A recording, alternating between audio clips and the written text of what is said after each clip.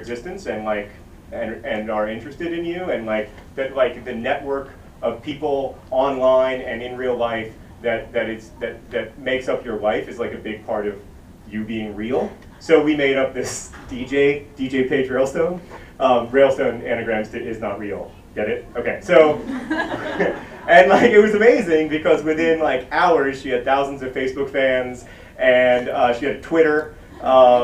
She has like 5,000 followers on Twitter, and yeah. And she has music.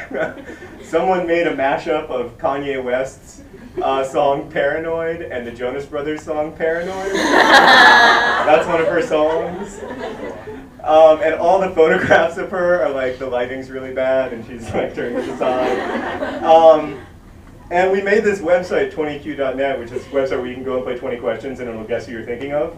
We made it believe in Paige Railstone, which is sort of our definition of like what constitutes realness, sort of our Turing test for realness. And does that say, I thought that said no more Paige Railstone, but it says no more unicorns, which I heartily agree with. I love people who love unicorns. It's nothing, I mean, there's plenty of room in the world for Team Unicorn, but you're not going to get me on your side. I was really excited when we made Paige Railstone real, to answer your question. Oh, an internet question, yes. I have a question from Katie from Long Island, New York. Hi, Katie. What is your favorite last quote? My favorite, my favorite last words. I really like Emily Dickinson. I must go in, the fog is rising. Dylan Thomas's last words were, I've had 18 straight whiskeys. I believe that's the record. So, don't binge drink. Yes. What intrigued you to get like into learning like famous last words? What intrigued me to get into learning famous last words? There's this guy, Thomas Jefferson, who was our third president, and he died on July 4th, 1826. Amazingly, the 50th anniversary of the Declaration of Independence. And so his last words were, "Is it the 4th?" Well, those weren't really his last words. The story goes, there's last words. The story from my 6th grade textbook was that his last words were, "Is it the 4th?" because he wanted to make sure he died on the 4th. And then his doctor was like, "Yes, it is." And he was like, "Okay, I'm off." But the fascinating thing is that John Adams, the second president of the United States, died on the same day. And his last words were supposedly, again, not necessarily entirely true, Thomas Jefferson still survives. Hilarious to a 6th grader because Thomas Jefferson had in fact died like 2 hours later, only they hadn't like had the heart to break it to Adams, who it turns out never really liked Jefferson and might have delighted in the news. But anyway, yeah. So that like the circuity of that story like stuck in my 12-year-old brain, and then I got obsessed with it. Yes. What would your reaction be if you ever met fake John Green? What would my reaction be if I ever met fake John Green? Yeah. The Twitter or the Daily Booth? Both. I know who runs the Daily Booth, who runs the fake John Green Daily Booth. I can't tell you, but there's this website, Daily Booth, where you can post pictures every day of yourself, and someone runs one called Fake John Green, and like they'll post pictures of me, like Photoshop pictures of me, like shirtless, wearing with like a unicorn tattoo, which is very unrealistic because I hate unicorns. Or there's also one where I'm bald because my puffy hair is a lie. It's a great way. It's by far funnier than my real Daily Booth. And then this Twitter user, Fake John Green, who I have no idea who he is. Is he you? No. Oh, shucks. It's also much funnier than my real Twitter, and so I feel like the fake me's are much altogether sort of better than the real me's. It's continuing disappointment. It's okay. Bless him. Yes. Do you, having Looking for Alaska considered pornographic, does that affect the way you face future writing projects? Does having Looking for Alaska, let's say, get challenged, like out of libraries, and it's taught in a lot of high school English classes, and sometimes it gets challenged in those high school English classes by concerned parents. Does that affect my writing process? It's a really good question. No, I'm not that worried about it really. Like, in the scheme of things, I'd rather try to write the best book I can instead of be focused on that. It's important to me to not be affected by it, because otherwise it would be as the saying went in 2002. Remember when everyone was saying that like this was letting the terrorists win and that was letting the terrorists win?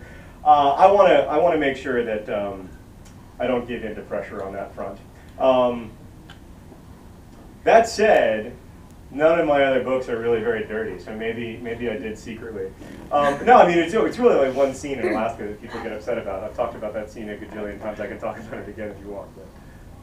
Yeah. Oh wait, you already asked the question. Cheater. Oh, you did. Okay, you guys look kind of similar. Sorry. How do you feel about Neil Diamond? How do I feel about Neil Diamond? I mean, ambivalent. I could go either way. I think he feels the same way about me, probably. Yes. When you wrote Paper Towns, what was your writing schedule? Like, how many times a day, how many times a week, and how long did you write it for? When I wrote Paper Towns, what was my writing schedule? God, I mean, I feel like I can lie. I feel like I should lie. Particularly since my corporate overlords might be watching, you know?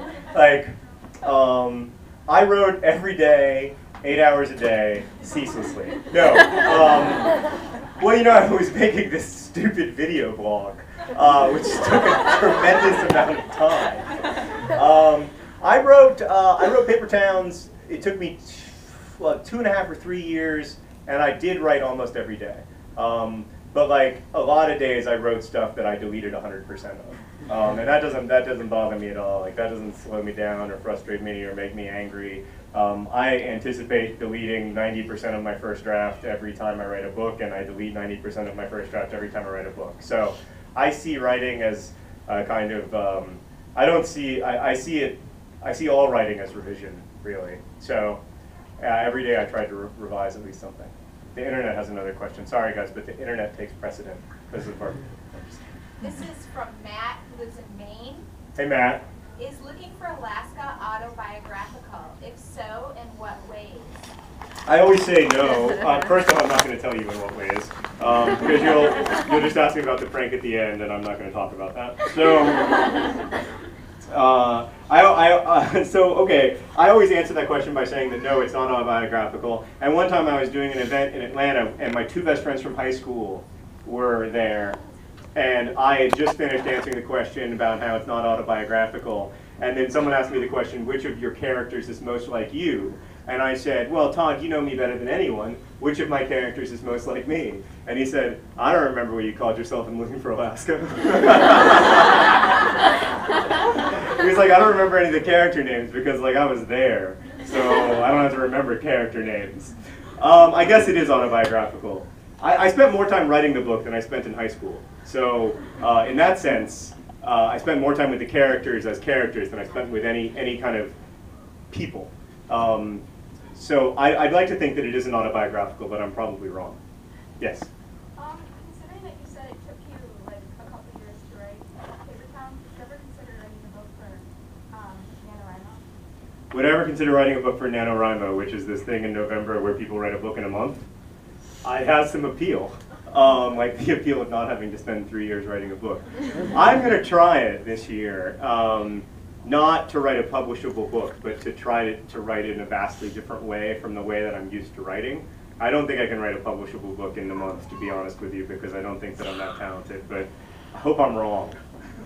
So I'm going to try it, though, because I think it's a really interesting idea, and I love the outreach that they do to young people. So yes. As a follow-up to that, would you like if you wrote it and like finished it, would you put it on like LiveJournal or something so people could read it? No way. The question was, would I put my NaNoWriMo book on LiveJournal or something so that people could read it?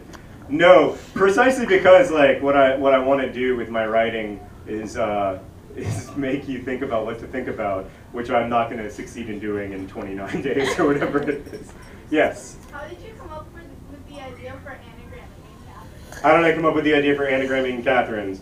Well, I wanted something that was really useless because, like, I wanted him to have all of these talents that don't have any usefulness. I wrote this book, An Abundance of Catherine's, it's about this child prodigy who's really, really good at anagramming and other kind of numerical games. And yeah, so okay, so the thing about anagramming is that language the anagramming part of language is not really the interesting part of language. So the fact that like Colin is so intrigued by it, I think says something about his